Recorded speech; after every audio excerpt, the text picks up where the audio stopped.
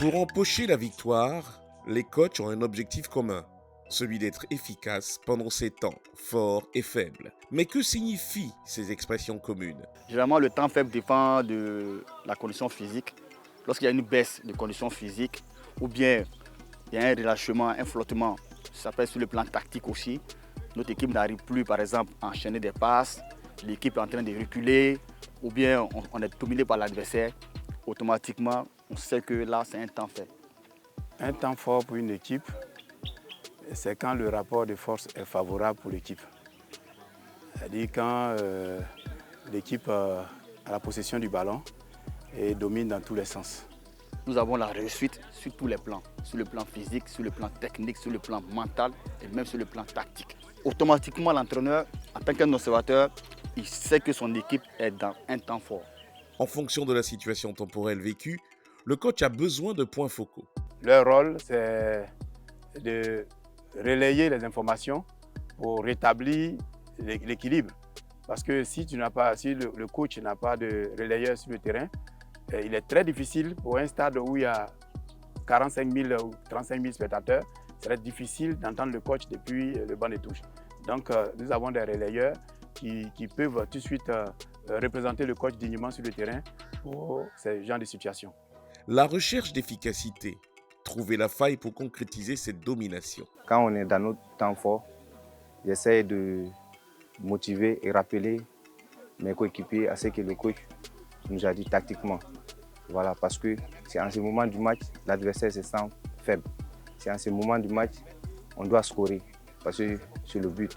L'objectif, c'est de marquer. Voilà, voir le point faible de l'adversaire et puis s'appliquer et être lucide devant le but. On connaît le Stella, c'est une équipe joueuse, donc on les a fait croire qu'ils peuvent jouer et puis nous on profitait des derniers ballons et faire but. On a amené le danger dans l'équipe, dans les camps adverses, percuter, provoquer les défenseurs et puis les pousser à la faute et puis finir et puis faire aussi des pas décisifs. Savoir bien gérer la souffrance, rompre mais ne pas céder à la pression, voici les défis à relever. C'est un temps qui est très difficile dans un match. Dans le temps faible, c'est là mentalement, c'est là le mental doit parler, c'est le physique. On ne regarde pas le public, ce qu'ils disent, mais on essaie de se concentrer, avoir confiance en nous, c'est ça. Et quand nous sommes dans un moment de souffrance, il faut savoir motiver les gars, il faut savoir rester concentré. Donc c'est mon rôle qui est là en tant que capitaine et en tant que leader. Quand on mène, on subit. Des fois, il y a eu des matchs, quand on mène, on subit trop.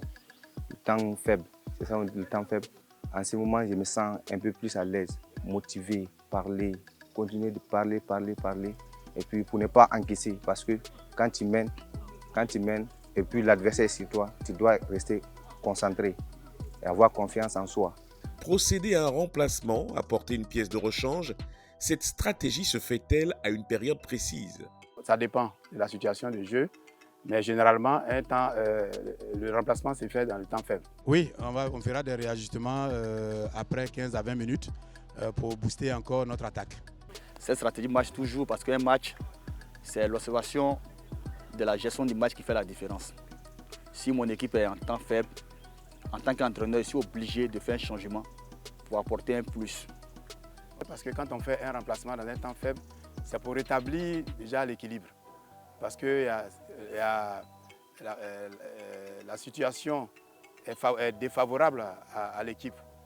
Donc si la situation est défavorable à l'équipe, il faut chercher à rétablir l'équilibre d'abord avant de renverser la tendance. Donc faire un remplacement dans un temps faible peut calmer l'adversaire. Le promu Zoman FC, avec seulement 7 buts concédés en 13 matchs pour 13 buts inscrits, est conscient de ses forces et faiblesses. Oui, bien sûr que ça nous donne la confiance avant les matchs parce qu'on sait qu'on a une équipe joueuse, en même temps une équipe aussi qui sait très bien défendre. Et si on arrive à marquer un but avant l'adversaire, ça sera très difficile pour eux aussi de revenir. Donc bien sûr que ça nous motive déjà et à vouloir marquer tout à coup le premier but pour pouvoir gagner le match. Donc forcément que ça nous motive. Oui, je pense qu'on est dans le match, sa finition seulement. Deuxième mi-temps, on doit beaucoup travailler la finition pour bien finir l'action. Bon, un peu un manque d'efficacité et puis il faut reconnaître aussi que c'est la Ligue 1, un championnat qui est vraiment difficile. chaque 3 à 4 jours, croiser les défenseurs d'expérience, aussi des grands gardiens, c'est pas facile de les battre. On va se remettre au travail, puis ça va venir. Ce sujet-là, ça revient beaucoup, surtout pour ceux qui nous suivent, qui trouvent que Zouma FC est une équipe très défensive. Je leur ai dit que c'est quelque chose qui est travaillé depuis longtemps et il ne faudrait pas qu'ils s'en fassent parce qu'on travaille beaucoup sur cet aspect-là et ça nous réussit jusqu'à présent, donc il ne faut pas changer des recettes. Un principe de domination et de gestion du temps que les acteurs venus de Yopougon ont compris. Dans le football, le temps est important. Il faut savoir gérer les 2 temps parce que tu peux pas. Un match, c'est 90 minutes.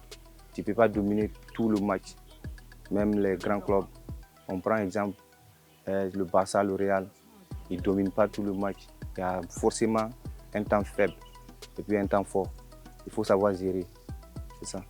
La gestion du temps est très importante dans un match. C'est le socle même d'un match de football. Un entraîneur qui sait gérer le temps fera toujours un bon match.